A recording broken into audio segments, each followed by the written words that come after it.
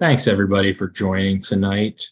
We're going to get started um, with tonight's Navigating the Maze of Substance Use and Mental Health.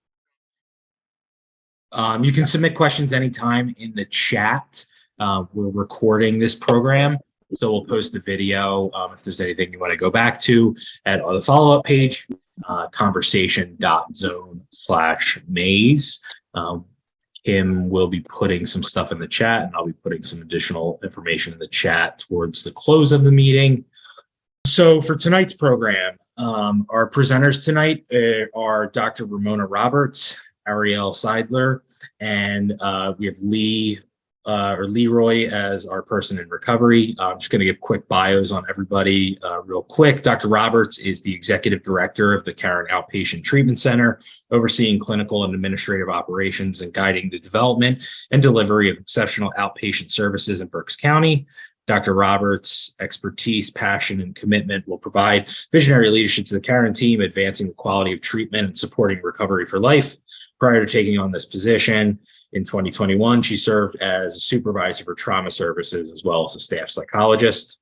And Ariel is the clinical director of the Maryland Addiction Recovery Center. She began the role of a primary therapist, holding a caseload and delivering individual, group, and family therapy services.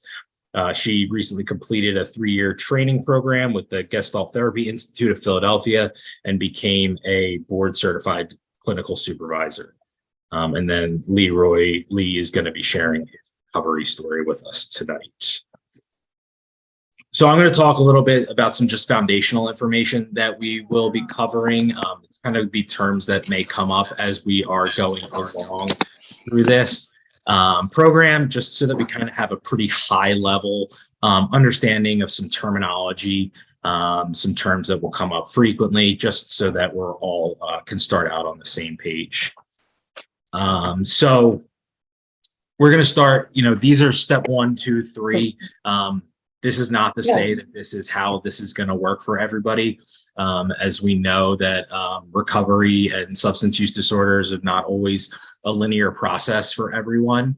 As a person in recovery, I never did steps 1 and 2. I went right into step 3 and was able to maintain some recovery. But, we definitely just kind of want to provide this as an overview, showing the different ways that people can enter the recovery process and how treatment can work. Just to note, there's some dollar signs associated with each step. It's really, to say that all stages of the recovery process can have some financial investment and, have different timelines. It's just to say that, there is, some people may expect, I know when I entered recovery, my parents expected me to do treatment once and everything would be okay. That was how it worked out for me. But, they were able to invest some money in the long run and, in this step 3 that allowed me to maintain that long-term sobriety. So we're going to get into what this intervention and assessment is. The one real thing that we want to emphasize here for this intervention or assessment, this is when we bring up that there is a substance use disorder that's prevalent in somebody's life that you're connected with. We want to emphasize that you should find an expert, work with a therapist, either with or without your loved one if they're not willing to participate, to plan and assess their needs. So this intervention or assessment will usually come from, these are some of the areas that it could come from. So it could be, a parent or a peer, family member. There could be legal intervention. It could be an arrest, things like that. It could be school consequences of all ages, whether it's, use at high school level, getting, caught with substances at the school. There's a private interventionist. So that would be somebody who would set up a program, probably not similar to the reality TV show, but there are some similarities into how they go about that process of, having, the loved one, the issues of the loved one substance use disorder brought to light, addiction specialists, assessments. These can be done through, if you're in Pennsylvania, through the single county authorities. We always want to have that specialist, addiction specialist, or educational consultant. From there, a lot of people will go into, depending on the substances of use, the medical symptoms associated with their substance use disorder. They may go to a medical detox. That could be done at a local hospital or specifically a detox clinic. That clinic could be within the inpatient or residential treatment.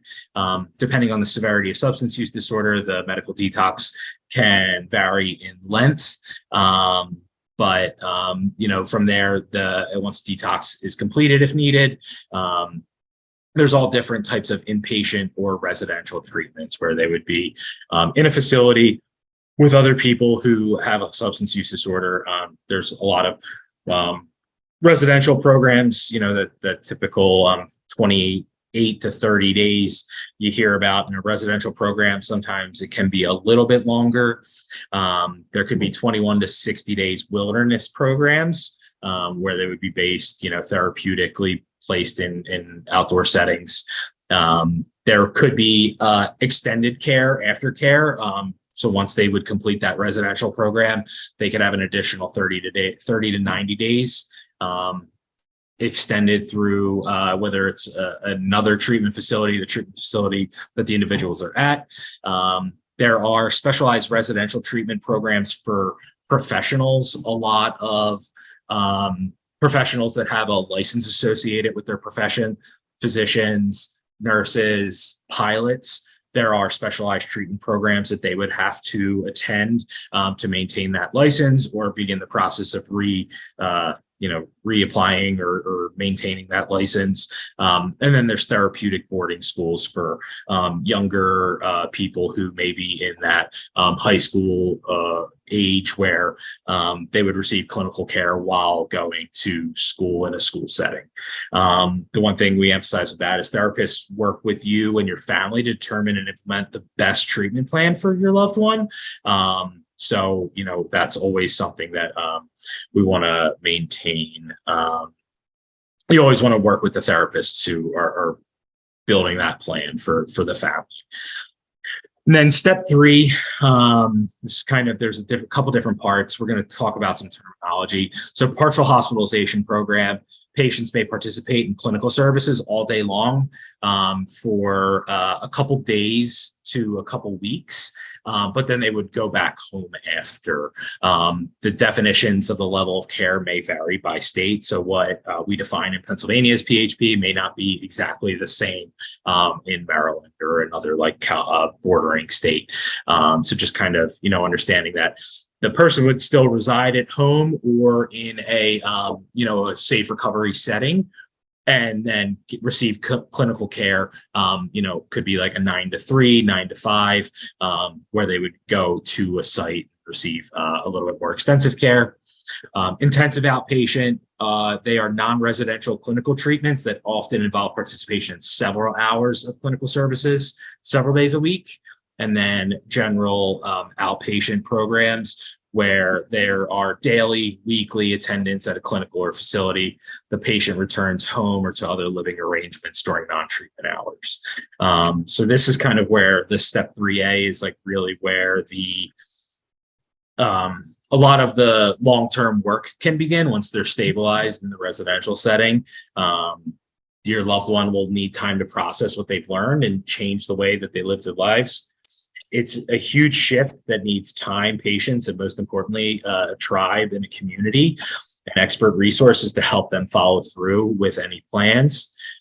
So these PHP and the IOP treatment is usually a local therapist program, a residential treatment with an outpatient program.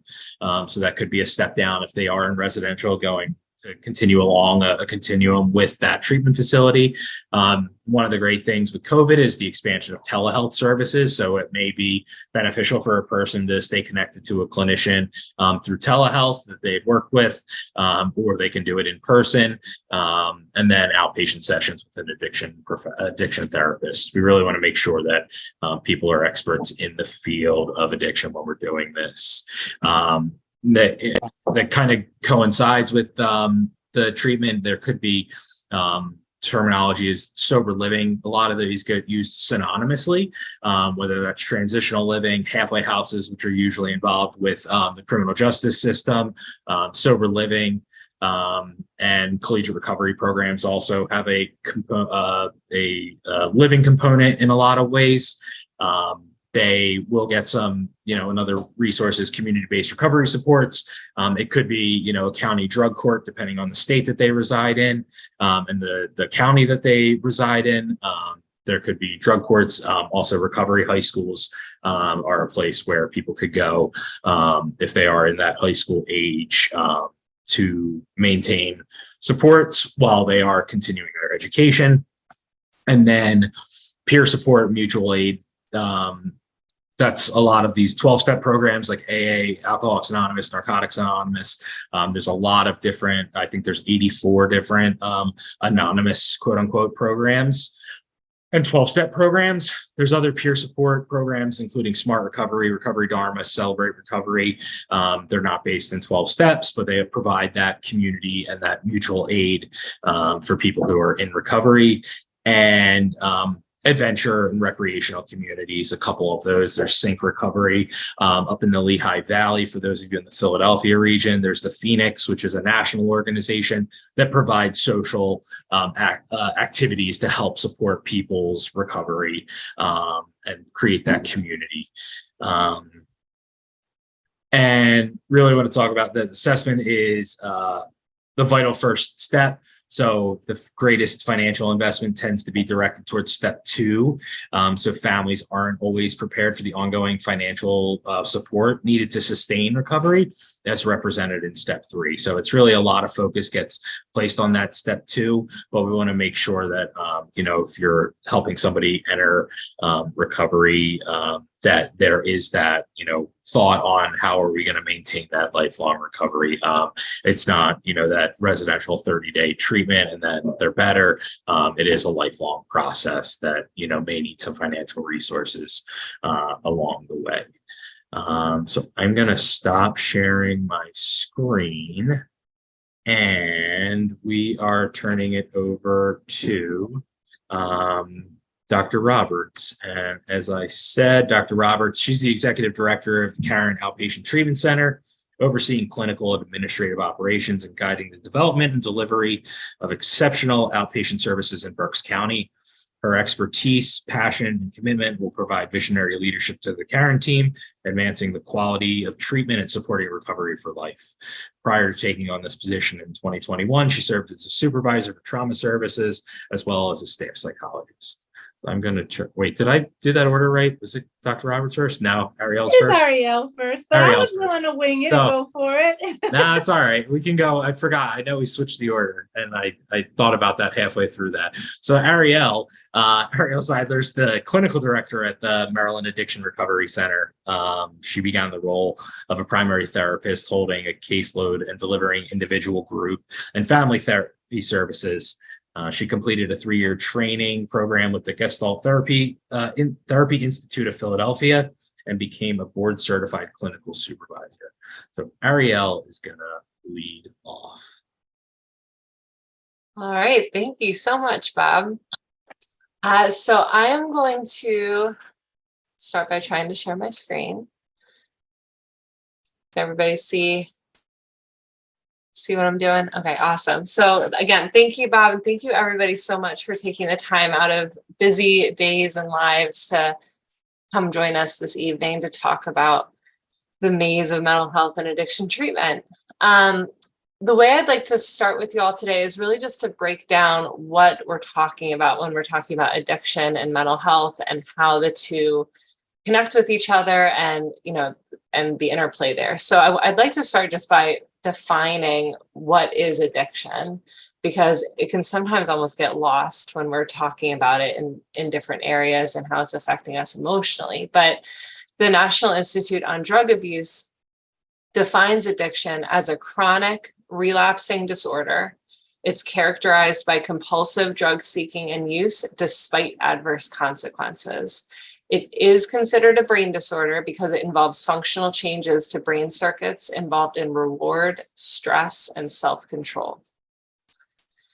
And I like to start there because it's so important for us all just to remember that the substance use, whatever the substance is, whether it's different drugs, alcohol, we can also expand that to behavioral addictions and other process addictions. They are literally affecting the way that our brains are structured and how we're responding to different stresses and situations we're experiencing in our lives. So, oftentimes, we'll all kind of get caught up saying things like, why won't they just stop? Or why are they doing this to me? Don't they care more about these other things in their lives? We really have to pause and take that step back and remember their brains have literally been hijacked by this illness. And I found something that, to me, I think really illuminates this really well. I'm going to read this quote for you guys. That for the brain, the difference between normal rewards and drug rewards can be likened to the difference between someone whispering in your ear or shouting into a microphone. Just as we turn down the volume on a radio that's too loud, the brain of someone who misuses drugs adjusts by producing fewer neurotransmitters in the reward circuit or by reducing the number of receptors that can receive signals. As a result, the person's ability to experience pleasure from naturally rewarding activities is also reduced. This is why a person who misuses drugs eventually feels flat, without motivation, lifeless, or depressed, and is unable to enjoy things that were previously pleasurable. So it's so important when we're looking at addiction to really start to understand that a lot of the symptoms that go along with addiction are also going to look a lot like different mental health conditions like depression, anxiety, bipolar disorder, right? There's so many different things at play here, and it can be really confusing to figure out which one is it, which one came first, what's medicating what. And, a big part of the work that gets done in these different treatment facilities at all these different levels of care that Bob was talking about is really providing the individual with the substance use disorder time and space to start to really figure all of that out. Right. So there's more and more evidence that's showing that long-term treatment programs and having someone be in some sort of structure for a longer period of time is going to be their best bet, because it's allowing their brain to also rewire. And that's the other really amazing thing about our brains, is that we know with time, these neural pathways that are being hijacked by the addiction can start to rewire. And people can start to experience motivation and pleasure from things that they used to enjoy as their brains get healthy again. So what we also know with addiction is that there are a variety of different things that can make somebody more at risk for developing an addiction. And I'll go through all of them that I have here, but it's really important to just remember these are risk factors. These do not mean that someone will 100% develop an addiction if they have these different risks in their lives. But it's really important that we're able to just kind of take a step back and really look at, what are some of the factors that might be contributing to what's going on with our loved ones. So biologically, we know that a number of mental health conditions that are biologically based increase the risk of somebody turning towards substances and developing an addiction. A lot of those are depression or other mood disorders like bipolar disorder, anxiety disorders, which can include general anxiety, but also OCD, and different phobias or panic disorder, ADHD. We're seeing more autism spectrum disorder and learning disabilities. And we also know that addiction has a biological component. So very often we will see in family trees, addiction can become an intergenerational illness. For personality factors, folks who tend to develop addiction often have low self-esteem. This typically starts in early childhood and develops as they get older. They may also in childhood have more aggressive behaviors or struggle with impulse control, difficulty in social settings, poor social skills.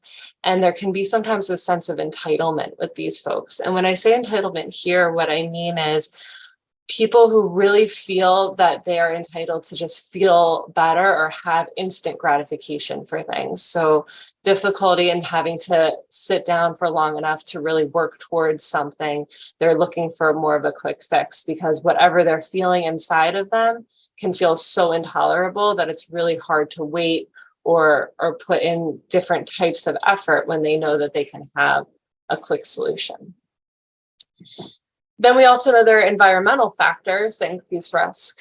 Trauma, 100% is found in the majority of folks who experience addiction. I know Dr. Roberts is going to speak a lot more on trauma, but the way that I really define trauma is that it is any experience that feels physically or psychologically overwhelming to somebody. So that can look like everything from violence. Sometimes when people think about trauma, they think of war veterans. It can also look like divorce in the family. It can look like bullying in schools. It can look like a lot of different things for different people. So it's important to remember that it can be more of a subjective experience that, what's trauma to me may not feel like trauma to you, but we need to keep in mind that that's typically very present. We also know peer norms, of course, which goes along with my next bullet point of availability of drugs and alcohol, certainly will increase the risk of addiction. Membership in an alienated, oppressed, or marginalized group, again, typically that is pretty associated with trauma as well, will increase risk. And then my last one is having too much, too little, or uncertain emotional shelter, discipline, or safety as a child. And when I kind of break that piece down, what that really means is if we are unable to cope with different life stressors, whether that's because we were really sheltered from those life stressors growing up and we didn't develop that resiliency, or we really felt exposed very early and we didn't have coping skills yet to manage those things, we are going to become much more vulnerable to turning to something that's going to make us feel better. There's some thought that addiction can also be likened to almost like an attachment disorder, in that if we struggle to attach to people or other relationships in our life, humans are naturally social creatures where we need something to connect to. And if it's hard for us to connect to people or caregivers and we don't feel safe or we don't know how to handle really difficult experiences, we're going to turn to something that's going to calm us down and calm our nervous system. It's going to make us feel safe. So these are a number of our risk factors. This also leads into, so why do people turn to drugs or drink? And this is a question that we often get in this field from family members. Why is my child doing this? Why is my partner doing this? And from the patients or the clients themselves, why do I keep doing this thing? And if we break it down, it often fits into one of these four categories. It's either to feel better because their emotions just feel so unmanageable and intolerable, which goes along, of course, with the mental health and trauma component.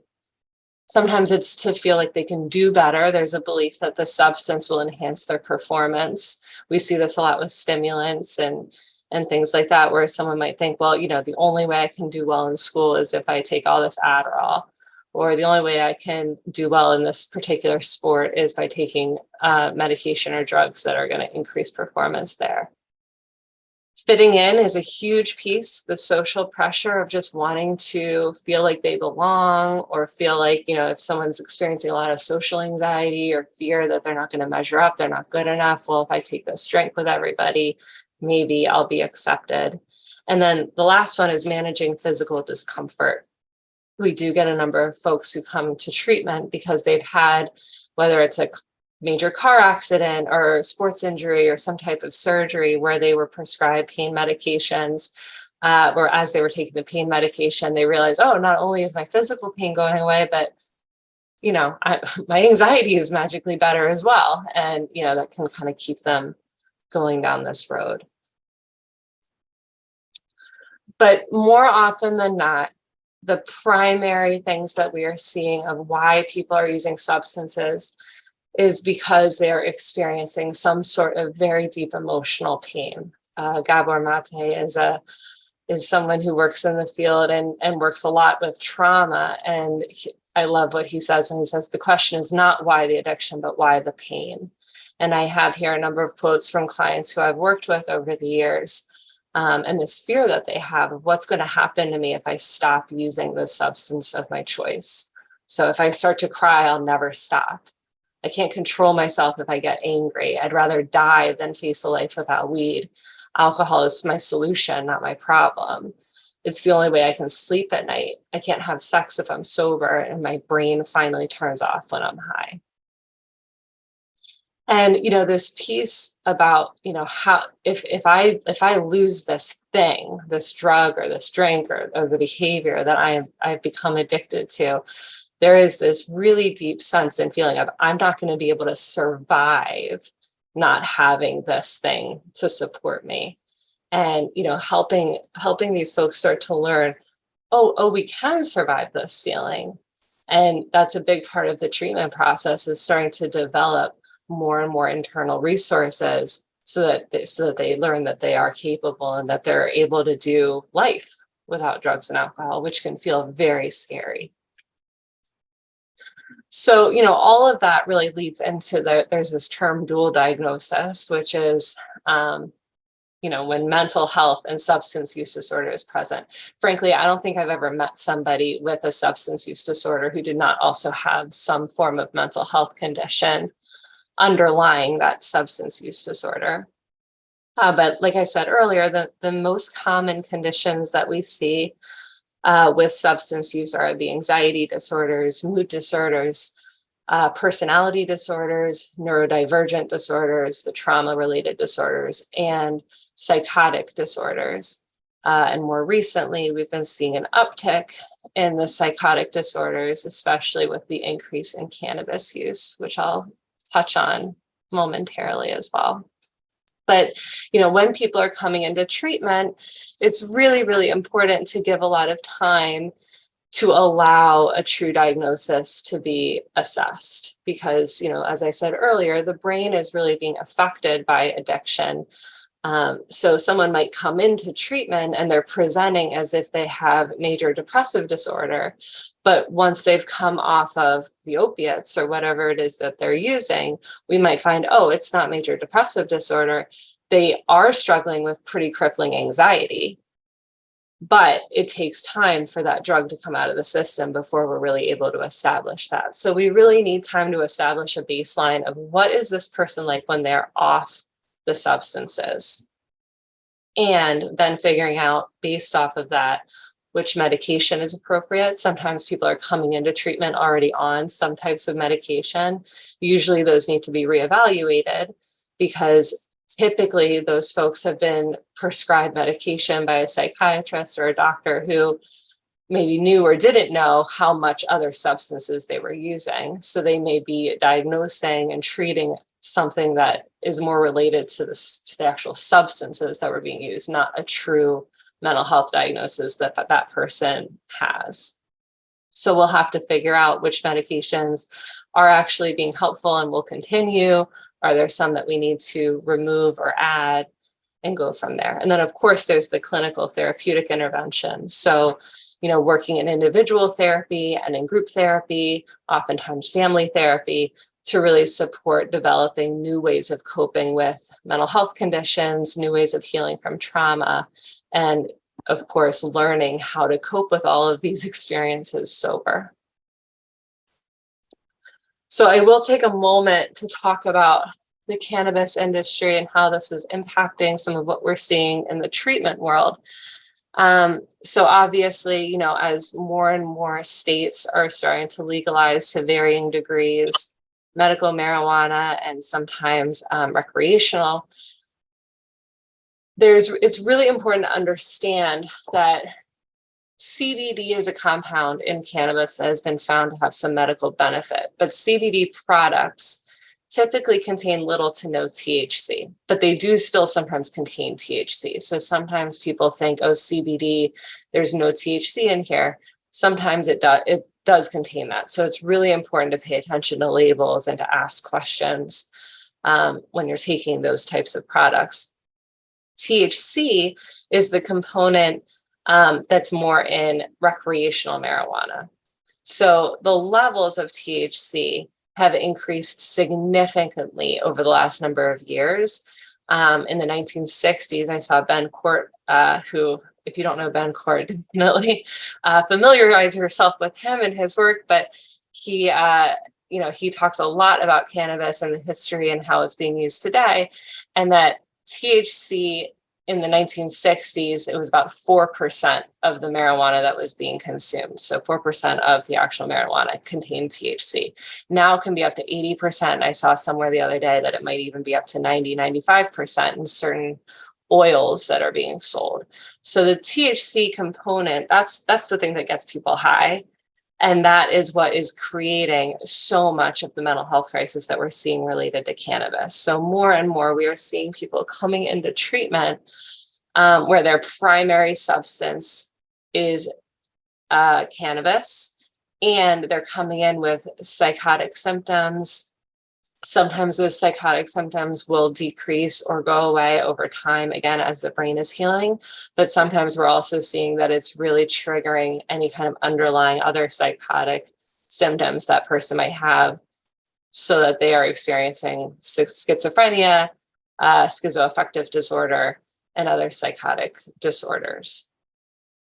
SAMHSA, which is the Substance Abuse and Mental Health Services Administration, reports that 1 in 10 people who use marijuana will go on to develop an addiction, and that the rate actually increases to 1 in 6 if the use starts before the age of 18. And like I said, the mental health risks associated with marijuana use include psychotic episodes, depression, and anxiety. I also would be remiss if I don't comment a little bit on what's been happening in our world over the last number of years. But when we talk about mental health and looking at the last few years with COVID pandemic, mass shootings, various movements around personal rights, the amount of mental health crises that we are seeing are increasing dramatically, and addiction is spiking. So the World Health Organization identified that the COVID-19 pandemic triggered a 25% increase in anxiety and depression around the world. And the largest increase has been in young people and in women. The CDC reports that suicide rates for individuals in the 10 to 24 age group increased by 52.2% from 2020 to 2021. From 2019 to 2020, the percent of people who died by substance use increased by 30% for drugs and 27% for alcohol. In 2021, 30% of adolescent females and 14% of adolescent males seriously considered attempting suicide. And the rates of emergency department visits for self-harm among girls in 2020 was double what it was in 2001. And the rates of ED, emergency department visits for self-harm in young women are about twice the rate for young men. And you can see, of course, on my left, just how significant the jump has been pre-COVID to, during and a little bit post-COVID, how that's affected suicidal thoughts, plans, and attempts in people across the country. And of course, how that's affected substance use. So, in this world where we're seeing so much of the substance use and mental health crises, it is really important to understand different levels of care. And I know Dr. Roberts is going to speak a lot more about the outpatient, intensive outpatient levels. But for detox, so this is for people who medically need medical assistance and coming off of substances. Sometimes substances can be fatal to come off of them without medical intervention. So it's really, really important in that assessment stage that Bob was talking about, that you are making sure that you are working with medical and clinical professionals to determine what level of care somebody needs. So detox is typically a few days to a few weeks, depending on the severity of the detox. So some people also have medical conditions that are going to need to be managed in addition to detoxing off of a substance. This is more focused on medical needs. So the majority of staff are going to be doctors and nurses, although they do typically also have some addiction counselors and maybe some social workers or master's level counselors. And the clinical services tend to focus on more psychoeducation and 12-step support groups. They're not typically going to be deep dive mental health trauma, because these are people who really just are trying to get medically stabilized. They're not in a space yet where they're really going to be able to manage deeper clinical work at that time. From detox, typically the recommendation is going to be either the inpatient or residential treatment programming, or moving into an intensive outpatient program, depending on the needs of the individual. So inpatient residential treatment, these can range from the 28-day model to many, many months. Maryland Addiction Recovery Center has a residential PHP type program that goes sometimes well beyond the 90 days, because we're really making sure that folks are stabilized emotionally, mentally, and medically before they're able to move forward. So we're assessing at this level of care what the risk for relapse is. And when we're doing that, we're looking at what are the medical issues at hand, any behavioral or emotional concerns someone might be dealing with. So we're looking at the mental health, trauma, if there are other types of addictions present, like eating disorders, sex addiction, gambling addiction, what else is going on for somebody that they need support with. Self-harm behavior is another big one that we see. We're assessing for what their motivation is. Are they internally motivated, or are they really being motivated by family or the legal system or something else? And any other environmental factors, things that might be in their environment if they go home that could raise risk for relapse. Something that can also be a super helpful thing that I want to touch on, I'm sure Dr. Roberts might touch on as well, is sober living. A lot of times after the residential treatment has ended, it'll be appropriate for someone to move to sober living. So this is a non-clinical service that someone can live in one of these houses while they are continuing to attend outpatient treatment. They might be working at that point, so people can come and go when they're living in sober living. There's no lockdown or anything like that. They can have their own cars typically. They usually have a curfew of some sort, and they have some structure around them, like drug testing, or they're required to attend a certain number of 12-step meetings, things like that, to be able to stay there. So they're living in a community with other people who are in recovery, who can also support them. They're not just being discharged to go live by themselves in an apartment, or maybe live with family who, for the family members, might be dealing with their own stressors of, you might not want them back in the house when you've been dealing with the trauma and the chaos of the addiction. So making sure that everybody has their own space where they can heal and find ways to move forward is incredibly important. When you are evaluating treatment programs, there are a couple key things to really make sure that you're looking for, because there are tons of different programs out there. So it can be really hard at times to know what you're really looking at. So some key pieces that I'd suggest are, you want to make sure that there are master's level clinicians who are running groups and holding caseloads. There are times in these programs where you'll also have therapists or drug and alcohol counselors who do not hold a master's degree, and that's fine. But you do want to make sure that there are still people on staff who are at least at a master's level in terms of mental health education. It's very important to have medical doctors, psychiatry, or a psychiatric nurse practitioner who is monitoring the patient's treatment, making sure medication management is available. Life skills training is also incredibly important. for inpatient. So making sure that folks are learning how to live life. And that can look like everything from some programs will support them in learning how to budget, how to cook for themselves, how to do laundry, how to keep your room clean, just like things that really get lost when you're in active addiction that you're not focusing on or really putting effort into because you're so busy just trying to survive and maintain. Therapy styles that can be really helpful and supportive when we're looking at mental health, trauma, and addiction. It can be trauma-focused therapies like experiential therapies or EMDR, CPT, brain spotting, emotional regulation focused therapy modalities like DBT or CBT or ACT are all very common. And you also want to make sure that there's some sort of relapse prevention planning and that planning is happening with the patient, but also with the family to make sure that everybody is really on board with understanding what your role is and how you can support yourself in your own recovery process. So like, perfect lead in, family component, making sure that the family is involved. For those of you who are family members, you are a crucial part of this process.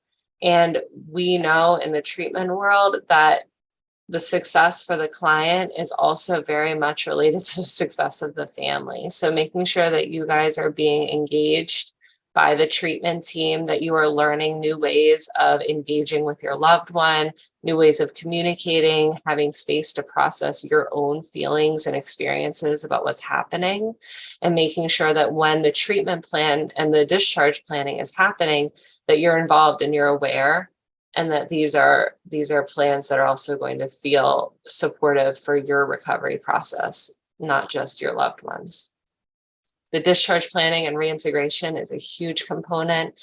We want to make sure that that's not just getting kind of dropped off at the end. So making sure that there is a plan of what is going to happen when your loved one is leaving an inpatient or residential treatment facility. So it's not like they're just in this wonderful recovery bubble cocoon and then they're being dropped off on their doorstep with no plan.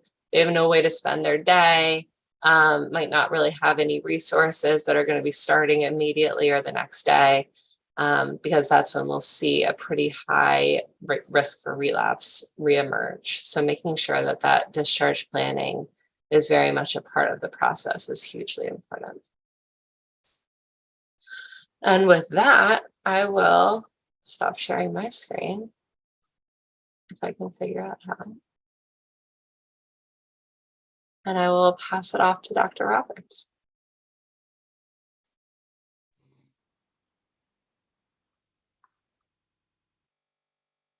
Hi, everyone. I'm going to let, I think Bob's going to be managing my slides. There we go. So glad to be with you all tonight. I'm going to now segue from the higher level of care that Ariel talked about and move into the lower levels. So on the next slide, I will just briefly touch on these because I know Bob already mentioned them. But partial hospitalization, and sometimes you'll hear numbers being spoken about, and I'll explain the numbers in a moment on the next slide. But this would be like a level 2.5. And again, this is that 4 to 5 day, full day, like an 8 to 5 program where someone is residing at home instead of like the inpatient or residential. And oftentimes this could be a step down. So they've completed the inpatient or residential, and then they step down into a partial program, and they can live at home or whatever type of community living, sober living environment that they might be in. Some places have their own step downs. So for example, Caron Treatment Center, they might go through the inpatient programming and now step into our new partial program where they actually have a sober living component on campus. So someone might need a little more time away from their home environment, something that is more conducive to maintaining and getting more of a foundation under their belt before going back to their home environment. And maybe they don't ever, maybe they move, somewhere else. So the partial, has the clinical services throughout the day. and then moves on to their evening at home. And if they are residing at home, they may be going to work in the evening. Some people can maintain a job in a partial program. For the outpatient levels, level 2.1, the most intensive, hence the name is called the IOP, the intensive outpatient. This could be anywhere from 3 to 4 days a week, depending on the facility, the organization, and it could be 2 hours to 3 hours. And all of these at the outpatient level, someone is residing in their home or they're sober living, some environment like that. They're not residing at a facility. So you have what we call primary outpatient groups, could be your general outpatient groups. This is someone who goes 1 to 2 times a week, maybe a 90-minute or a 2-hour group. And they have a lot of flexibility, maintaining kind of their regular life and work, scheduled routine. And then a lot of places also offer what might be called a recovery maintenance group, a relapse prevention group, something that's typically 1 day a week, maybe 90 minutes to 2 hours, to offer someone who has had a little more time in sobriety. They've got maybe a few months under their belt, maybe several years under their belt, and they need this touch point with their peers and their clinician to work through some of those obstacles that could present as challenges to their recovery efforts. Someone who is in, if I go back up to the outpatient primary group, would be someone that probably has a less intensive diagnosis, a less severe, maybe hasn't gone to treatment before, maybe they got their first DUI, or they're starting to come to terms with some consequences that they're experiencing or some trouble that's popping up in their family related to their use. The person that's going into the IOP probably has a more severe diagnosis and may even have had multiple attempts at treatment that has shown that the outpatient level, the primary, has not been enough for them. And then there's also individual therapy, which can vary depending on the person's need and what is indicated. And there are some facilities and agencies and practices that also host alumni meetings, so that once you finish their outpatient programming, you can maintain with a peer group that you've been with. Sometimes it's hosted by one of the clinicians, but it's not run by the clinician. So it is definitely a peer support group. And then again, as Ariel mentioned, the family component, same thing at the outpatient level. We just want to continue doing that work. And a lot of places offer the family services. That's also dependent, though, on how much the client is willing to bring the family in. Sometimes we have a client that really wants the family involved, and the family might be more reluctant. Or we have a scenario where the family wants to be really involved, and the client is like, no, I'm not ready for that. And it's nice when it can match up. How do we determine? So the next slide tells you a little bit about how we determine which level of care we should send someone to. So we utilize the American Society of Addiction Medicine, the ASAM criteria, to match patients to their appropriate level of care. So the recommendation comes from a multi-dimensional assessment to really help inform the management, the referral, the treatment setting, the treatment focus. And over the years, medical practitioners who specialize in substance use disorders have found several separate areas of support that people can receive to help them recover, so that the treatment is individually tailored, an individualized treatment plan. So these are the guidelines here. We go through 6 different dimensions. And the first one is the acute intoxication and withdrawal, which is really helping us look at their vulnerability for experiencing severe withdrawal symptoms, or if their physical health may be in danger if they attempt detox without medical care, like Ariel already mentioned. For all these dimensions, we are looking at a risk rating. It ranges from a 0 to 4, 0 being, low to no risk, and 4 up to, imminent danger risk. Our second one has the biomedical conditions and complications. So your physical illnesses and conditions that can affect their ability to engage in treatment. And because we're talking about co-occurring diagnoses, you can see that it's in its own dimension, number 3, the emotional, behavioral, and cognitive.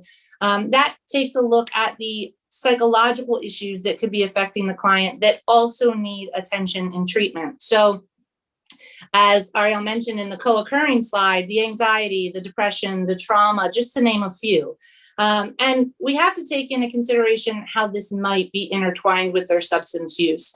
We also explore, as she said, the suicide risk and self-harm. And then our fourth dimension is readiness to change, which is where we're looking at a person's internal and external motivation. And we use the stages of change model that's developed by Prochaska and DiClemente. And the stages really just go as pre-contemplation. So if you think of the word, it's, I haven't really thought that I have a problem or that I need treatment. I'm pre-contemplating it.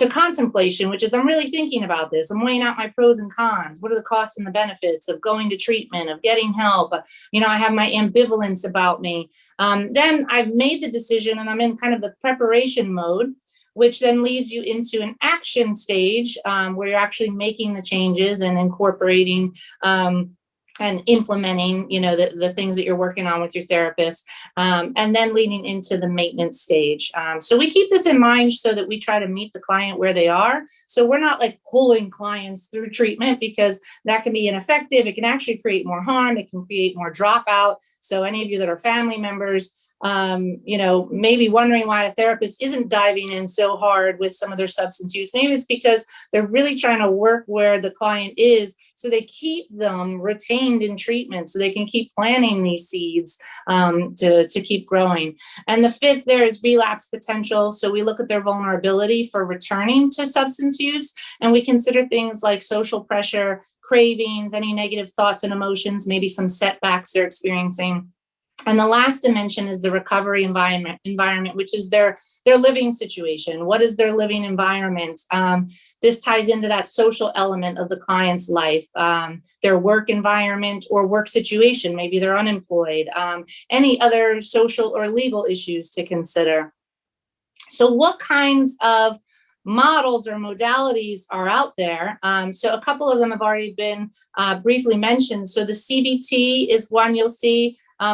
Probably in a large number of treatment settings that you'll find. It is so backed by evidence, and so that's why we see it so much.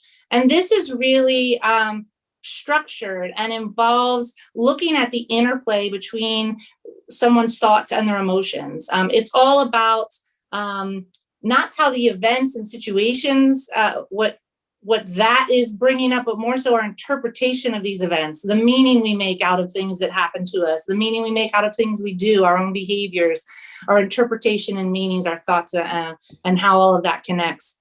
For the dialectical behavior therapy, this is really a strategy to help both the therapist and the client get unstuck from these extreme positions, these kind of polarities, with a behavioral approach that validates and acknowledges that real life is complex, right? And there's this kind of constant flux of feelings, yet it teaches them not to get caught up in this constant flux, and teaches clients to learn how to tolerate kind of the middle ground, the gray area, rather than having to go to these extremes, these polarities again. And one thing I really appreciate in the DBT approach is really trying to edit the use of the word but, and inserting the word and. We see this a lot with clients who will mention something about themselves and then discredit it with the second half of their sentence. So, maybe I just need to get in the habit of saying, I am a good person and I made a terrible mistake, right? Versus saying the but that discredits the first half of it. They don't have to be mutually exclusive. Both of these things can be true, and DBT really helps with that. The acceptance and commitment therapy helps clients overcome maladaptive interpersonal behavior. So clients really learn how avoidance behaviors can damage relationships. They explore what they value in their relationships and what they hope to gain from them. And they translate their values into actual intentions for them to act differently in the future. We know relationships are really important to work on because clients come in with, full of shame, guilt, resentments, and family members come in with shame, guilt, resentments. Those are all things we need to work on as a whole family system. Again, if we have the ability to really involve multiple people. 12 steps is one approach that's on here. is, a guideline, and steps 1 through 3 included in the first 3 here is more of a surrendering and turning one's life over to a higher power, but that's of their choosing. Maybe it's God, maybe it's to Mother Nature, maybe it's to a grandmother that meant something, that's kind of watching over them, whatever might be their higher power. Outside of themselves is really the aim for that.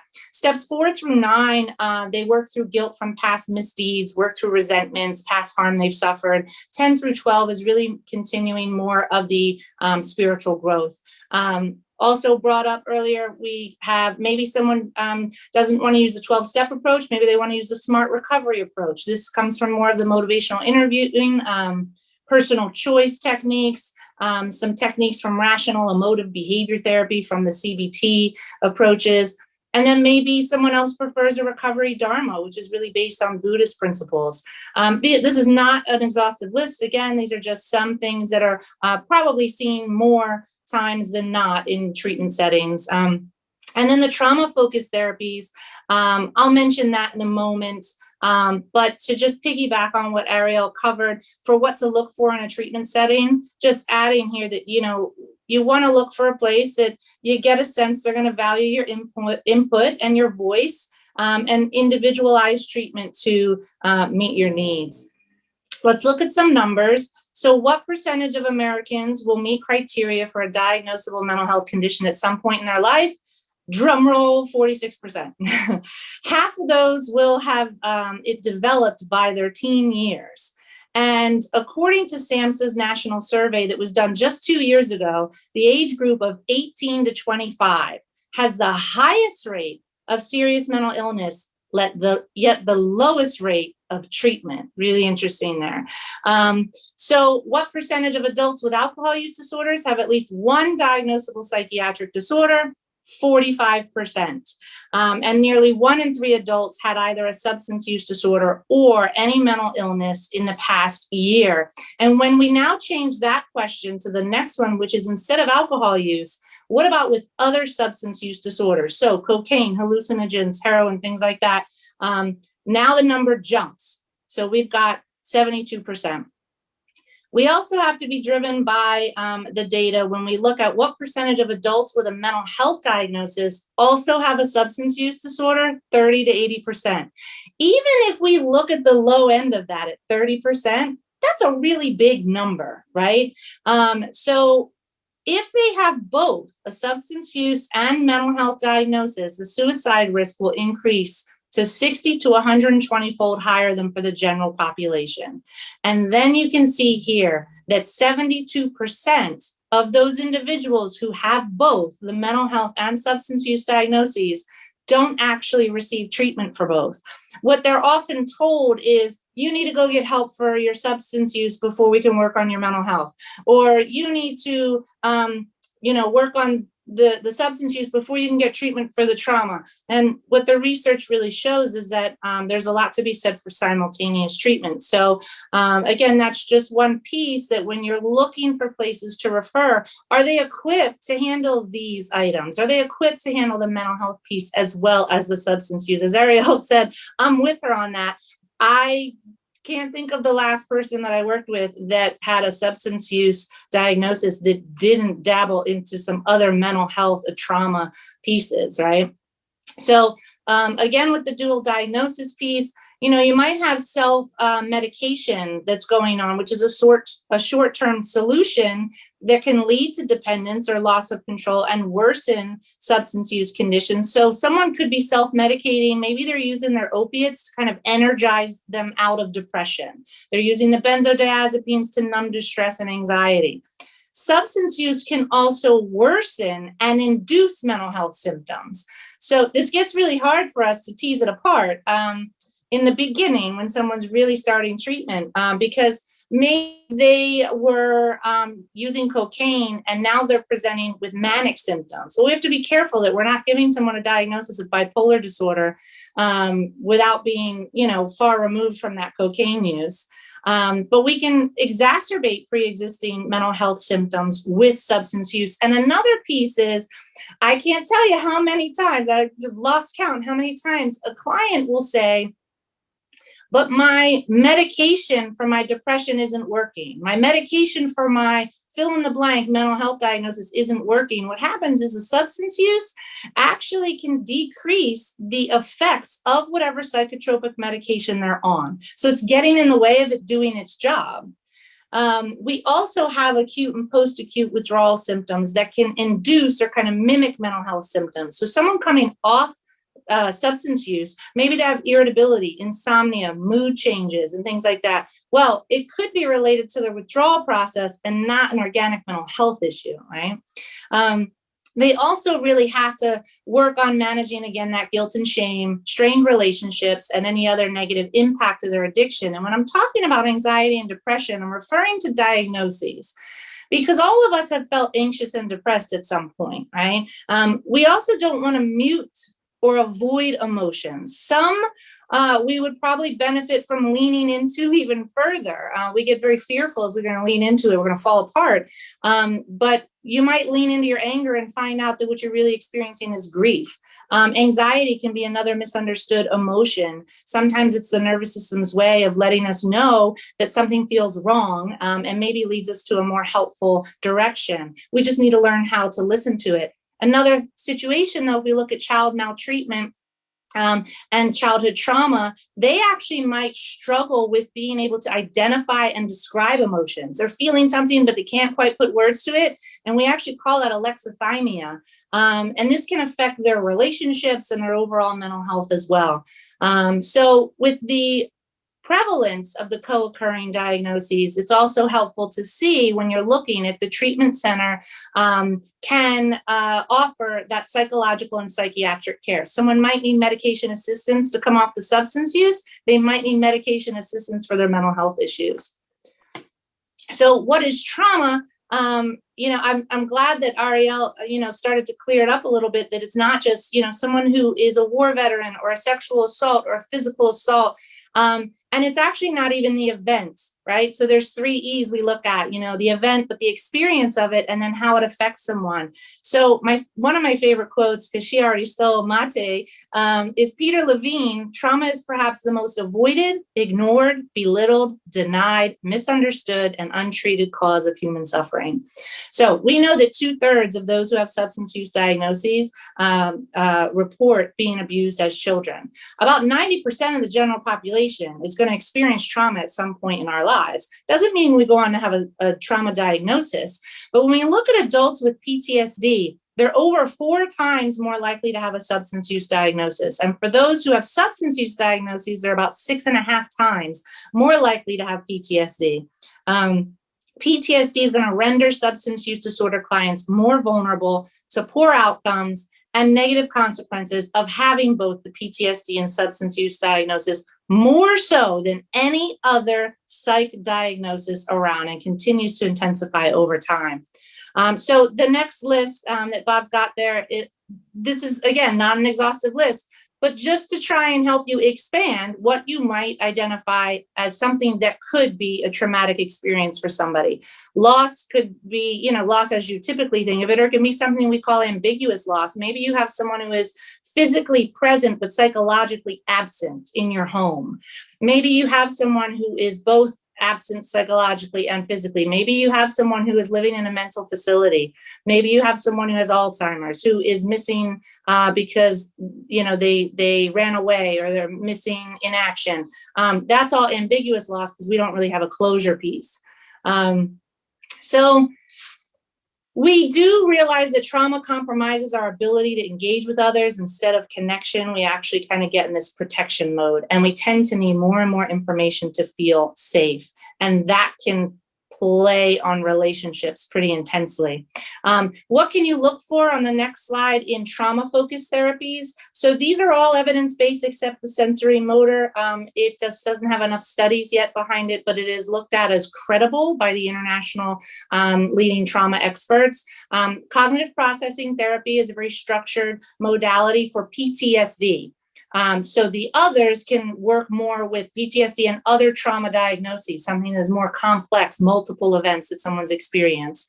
EMDR, eye movement desensitization reprocessing, all about memory storage. Internal family systems is all about these internal parts that are kind of struggling or battling each other or protecting or, doing all these different things, and how, again, they're trying to help the person survive. Sensory motor is really all about the body experiences, how trauma lives in the body, and the experiential. I have a very dear friend, Dr. Scott Giacomucci. Here's his quote. So, "We are wounded in action and relationships. Therefore, we must heal in action and relationships." So I love that, just to help sum that up. Our nervous system tells us either do something or don't move. The sympathetic nervous system is like your gas pedal. So it's going to be your hyper aroused state. Your heart rate's increasing to allow, oxygen to flow through your blood. This is all for survival. Your parasympathetic is your brake pedal. Let's slow it down and hypo arouse, right? Let's kind of have some numbing effects, take everything down. We want our nervous system to respond in these ways to help us survive. What happens from a lot of trauma is it gets thrown off. The radar loses its detection abilities, right? Even outside of trauma, our society tends to push us since childhood to become in a chronic state of fight or flight, constantly rushing to school, activities, sports, competing for good grades, for other achievements, a push to perform. And our nervous system also needs time for stillness, creativity, play, quiet. Even scientists have looked at how many repetitions it takes to create a new synapse in the brain, which is 400. But if we're looking at it in play, it only takes 10 to 20 repetitions. What does substance use try to accomplish? So I just gave you a little bit of what hyper and hypoarousal can be. So here's what your substance is. I won't go through everyone, just in looking at time here. But you can get a sense of how each substance has a purpose, again, in what it's trying to do to help that person continue living, right? Oftentimes for people with trauma histories, substance use arises as a survival strategy, not as a pleasure-seeking strategy. And on the next slide, you can see some other symptoms and what they try to accomplish. Again, they all have a purpose, and we should really be curious about that piece of information and how the client survived and how these become adaptive for them, even as maladaptive as they sound.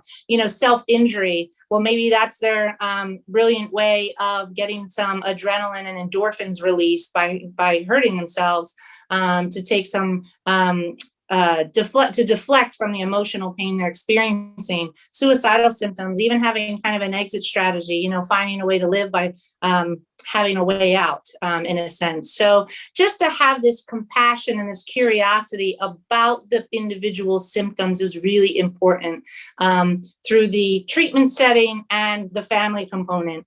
And then the last one is just this link between childhood trauma and addiction, stronger than the link between obesity and diabetes. 2/3 of addicts report being abused as children. That means that the war on drugs is a war on traumatized people that just need help. So I'm passing the mic now to Lee.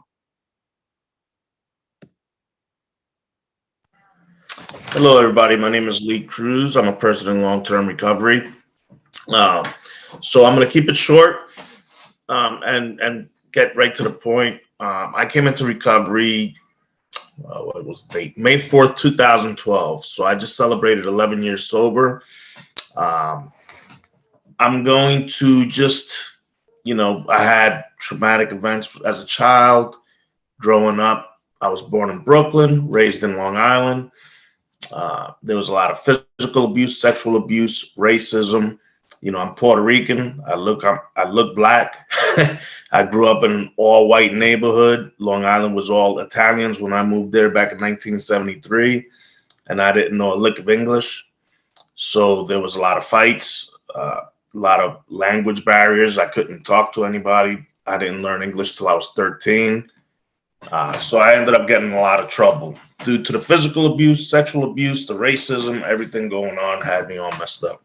So needless to say, I ended up getting in trouble. Got kicked out of a lot of schools. I ended up going upstate New York in Albany, and I did 2 years there. After my 2 years, they gave me a ticket, a bus ticket, and $100, and they told me I had to leave the state of New York and never to come back. So I ended up in the next best city in America, which was Camden, New Jersey, back in '86. that was a tough spot. But anyways, I was there about 6 months. Then I ended up moving to Allentown, Pennsylvania, in Lehigh County. So I was probably around 17 at that time. And I started I started working. I started dabbling with alcohol. Then I started selling drugs. Then I started using drugs. I was messed up with my sexuality. I didn't know, because I was sexually molested, I didn't know what I wanted. So needless to say, I ended up having a lot of children with a lot of different women. I had a total of 7 kids. Been married twice. I'm in my 3rd marriage now. I think that's 3rd marriage, yeah. And so just recently got married last year. But needless to say, my addiction progressed over the years, and I didn't even know that it was happening. I did a lot of nights out, going out to the clubs. My first relationship, I was in it for 5 years, and I had 3 kids. And then my second marriage, we were together a year and a half. I had 1 son. I ended up with 7. But anyways, move on. I got my last DUI. I say my last DUI because I had 3 DUIs. I did a lot of time in jail for child support, which turned into escapes, because I didn't want to pay for children that I wasn't able to see. And I couldn't realize that the reason I couldn't see them was because I didn't know how to act. So because I was always drunk and I was always fighting, so the moms didn't want the kids around me. So I was like, well, I'm not going to pay for child support. Needless to say, the child support doesn't go away. So when I got sober, I owed a lot of money. But my last DUI was in Hamburg, PA. And I was caught on this route. It's called 61. And I remember before I got that DUI, was 10 minutes before, my wife at the time had told me, your days are numbered. I just regained my house because I was homeless for 8 months. So I ended up getting my job back. Everything was going good. And I decided that 15 beers in the fridge was not good enough, and I needed to go get another case. So I raced up this highway trying to race a car. It was a Corvette, and I had like a Honda Pathfinder, whatever those were. And I thought I beat him, and because I passed him. And he waved at me when he seen that the cops were behind me. So the cop pulled me over. He didn't impound my car, but he called my wife, and he said, come and pick him up. He got another DUI. So I was bummed out because I just regained my house, a job, and my kids looked at me like I was a loser. So 2 weeks after that, I decided that I was going to go to church. I went to church. I gave my life over to God. And from that moment on, I just decided that I wanted a new life. So I was 7 months sober before I was sentenced to go to a transitional living program, because they did a CRIN evaluation and they decided that I was an alcoholic. I didn't believe it because I was a Christian, I was forgiven. So I figured everybody should forgive me, but I had debts I had to pay. So I ended up going to a transitional living program for 90 days. While I was there, I learned all the basic life skills that you guys were talking about. Had to learn how to do my laundry, had to learn how to go grocery shopping, had to learn how to live. I was introduced to 12 steps, which I used to go to AA. Then I did NA. Then I did Celebrate Recovery over the years. So I did those 90 days, and I went back home, and I owed them 90 more days. So they put me on house arrest. And, then I became like the church's groundskeeper. And so over that time, I was offered a job at the YMCA, which is, they have housing there, transitional living programs. And while I was there, I decided I never wanted to work hard again, because in my addiction, I just did any job that would pay me. So because I was not paying child support, I had to go on the road. So I did a lot of moving. I did moving business for 15 years. I was on the road all over the United States. So I told myself I'm never going to work another hard day again. So I didn't have an education. So I ended up going back, get my GED. I got my GED in like 7 weeks. Once I got my GED, I enrolled in college. And I got some college credits. I ended up being a CMA, which is a case manager's assistant. And then I moved up to case manager, and long story short, today I am a program director of a men's transitional living program here in Berks County called Camp Joy, and it's affiliated with the YMCA. I'm an author of a book called Transformations: How to Get You 180 Degrees. I'm a founder of a nonprofit organization called Transformations. I have a recovery speaker series that I do, and I also have a podcast, which Ramona has been a guest on numerous times. So, I stay busy building that schedule and just continue to help people. I'm also an advocate for harm reduction, and I'm just always trying to meet people where they're at. So that's a pretty short, quick little bit about myself. We ran out of time, so I'm sorry I couldn't give it to you any longer. But if you want to know more about it, you can find that on Amazon. I put that in the message box there.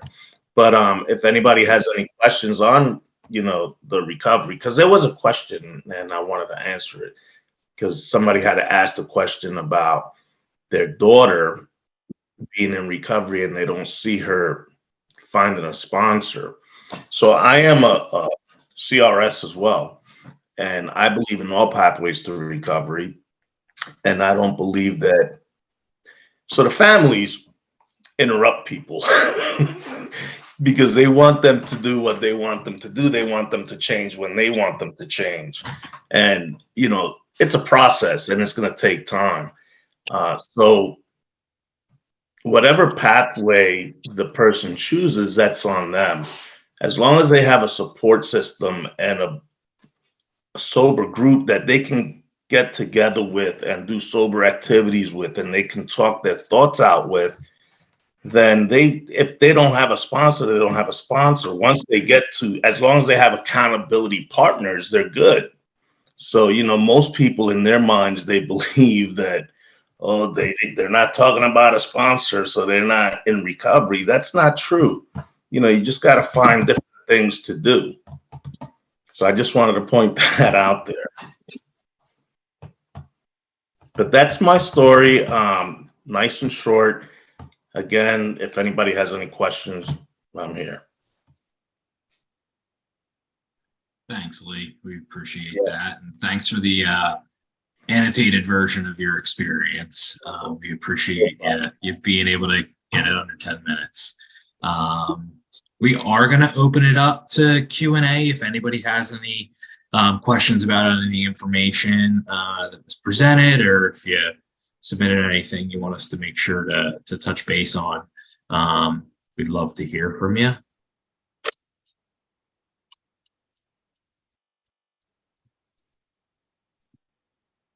If I could, I'd also like to touch on that question because I thought it was such a good one about the sponsor.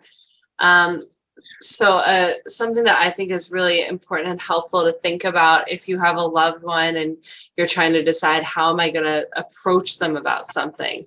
What I find to be really helpful is to really think about how is whatever it is that they're doing, how is that affecting you? Because it likely is in some way. And then we have to assess as a family member, is the effect that that's having on me, is that something I need to personally deal with in my own therapy or maybe with my own sponsor or my support system? Or is there something happening in our relationship that I need to put on the table and have a conversation about with them? So, when I think about the sponsor example, while I agree with you, Lee, that there's so many pathways to recovery and it's not for the family to dictate how somebody is engaging in their recovery process. An example that came to my mind was I was working actually with a family recently, and the mom was really frustrated because her loved one who was in recovery was just calling her every day in a crisis. Every day there was like a new emotional crisis happening, and the mom was feeling just so exhausted and so overwhelmed by it. And I think that's a really good example of if something like that is happening and they don't have a sponsor, it's completely appropriate to say to them, hey, look, I love you and I love being here for you. I love that you feel that you can come to me to have these conversations, but I also know that I can't be your number one person. I need for you to have someone else in your life, whether it's a sponsor or somebody else, but other people in your life who you can also call to talk to, because I'm your mom, I'm compromised. Like, I can't give you the recovery talk. I'm going to give you something different. And chances are, if you keep coming to me in crisis, that's going to harm my recovery process too, because it's going to pull me back into this dynamic we used to have when you were in your addiction. And that's not good for either of us. So there are ways that we can still communicate our concerns, but it's taking ourselves out of the role as trying to be the person who's managing or dictating how they're running their life, but we're still being able to set boundaries about how the way they're running their life is affecting how we're running ours. And another thing about that, too, that the person that was using, the person that they hurt the most is the people that love them the most, right? So you can't use them to be, they can't be the crutch. They can't be the ones that are always going to be there. They want to separate themselves from them. You know, they have these groups for the parents called Al-Anon, and you can go to that for your self-sanity, because you should not be interrupting that person's recovery, because that's what you're doing, is interrupting it. Do we have any other questions? I Okay. remember one of the pre-submitted ones, Bob, was around magnet therapy. And I think what the individual was referencing is the transcranial magnetic stimulation, what's referred to as TMS, for people who have substance use, but also experience long-term depression, anxiety that's not necessarily amenable to your typical medication regimens. And so far, the data shows about 50 to 60% of people with depression who have tried the TMS after trying and failing with other, and I don't want to say failing, but trying and not having success with other medication experiences, that they can have a clinically meaningful response. But that's 50 to 60%. And about a third of those have symptoms that remit completely, but it's not a permanent situation. And there is a side effect. There's a side effect to anything, right? You take a Tylenol, you got a side effect. One side effect isn't often mentioned is the heightened anxiety. So you might be improving the depression, but now you have heightened anxiety. ECT, the electroconvulsive therapy, shock therapy, is also one that is still used in real severe situations where someone's not really taking to the medication regimens. The side effect there is memory loss, in particular memory around the time of the treatment. It comes back, but there's some data for you, and there's some success and some side effects. Yeah, I can see someone in the chat saying TMS didn't work for their daughter. Yeah. Can I just say one of the advanced questions, there were actually two that were a little bit similar, that from the family member's perspective, and I know we have a lot of family members on here tonight, substance use can sometimes be very black and white. You're either, in recovery or not. I mean, there are nuances like MAT and different things and harm reduction and so forth, but substance use, it's like we're moving toward recovery or we're really not moving toward recovery. With mental health, it can be a lot more challenging for the family members to know about boundary setting and things like that. So I wonder, I know Ariel, you do a lot of work, either of you, any of you who wants to talk about this, but how to know how to navigate this as the family member in that relationship when the mental health piece can be so challenging with boundary setting and so forth. Go ahead. Yeah, sure. I can jump in. I'm sure Dr. Roberts, you can jump in as well. But so when I think about boundaries, to me, boundaries are more than anything, it's about the person who's setting the boundary. It's not actually about the person on the receiving end. If we are setting boundaries with someone because we are trying to force them to make a change or do something that we think is in their best interest, that's not truly a boundary, because we're really still kind of doing this dance with them, trying to get them to do whatever it is we want. And if that boundary that we set doesn't get us the desired result, it's then going to be really, really hard for us to maintain that boundary, because we're just going to pivot to something else that we think is going to get us that desired result. So when I think about boundaries and when I work with families, boundaries are really, at the end of the day, about self-preservation. So it's really about looking at, okay, I'm in this relationship with someone and I love them so much, and I cannot sustain living like this anymore. Something needs to change so that I can still function in my life and maybe find some joy and, do things that are going to make me feel healthy and sustained. So that's really where the boundaries come in. And the nuances of which boundaries to use are going to depend on different situations. And that's why it is so crucial to have your own support system and people you can go to talk through those things, who are not as emotionally compromised as you might be in that moment, right? So that's like a therapist, or as Lee pointed out, there's Al-Anon or Nar-Anon, where you can have a sponsor. Someone who can help you kind of figure out what is your path going to look like. But, when I think about mental health versus addiction, when it comes to boundaries, really what we're looking at is, if I need to set a boundary with somebody, it's because I need to take care of myself.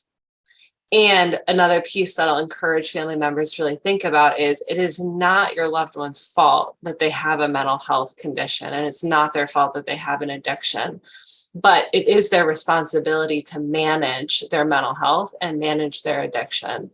And if they're actively making choices to not manage those things and they're experiencing consequences, it is so crucial for the family to make sure that they are not then owning those consequences and then having the fallout for themselves. So it is nuanced and it can feel really sticky at times, which is why it's good to have someone to bounce those things off of you. But to me, that's really what boundaries are about. And I'll only add one piece to that, because I think actually it was like you were in my head. I was saying the word self-preservation, right? I think one slight perspective shift for those listening, I hear a lot of people when they're struggling to set boundaries, one of their biggest reasons that they state is because they feel like it's punishment. They feel like they're punishing their loved one, and they're being mean to them. And so, no, change that, scratch that. Boundaries is out of love for yourself and self-preservation. And at times it can be also out of love for the other individual, because if you do want to have some relationship with this person, but you don't set a boundary, eventually what happens is that relationship burns. You want to maintain a relationship with this person, setting a boundary helps have the potential future relationship with them when they get to a place where you can have that.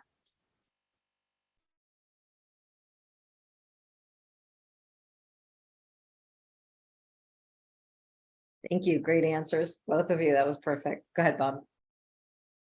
No, I was just going to say thank you. Did anybody have any questions, anything else they want to get off their chest before we close this? We are a little bit past 8:30, so we don't want to keep our gracious presenters any longer than we had initially intended. Well, Kim put some of the links in the chat. There'll be the follow-up page. That's the conversation.zone/maze. The recording of this program will be available tomorrow morning-ish, depending on internet speeds and all that. But we thank you all for joining us. There is a survey that's going to pop up on your browsers as we end the recording and then the meeting. We really appreciate everybody here, and thanks again, Ariel, Dr. Roberts, and Lee for joining us. We really appreciated all the insight and the information you were able to provide tonight. And yeah, reach out if you need any further assistance or any additional supports. We're always here for you. So yeah, thank you, everybody.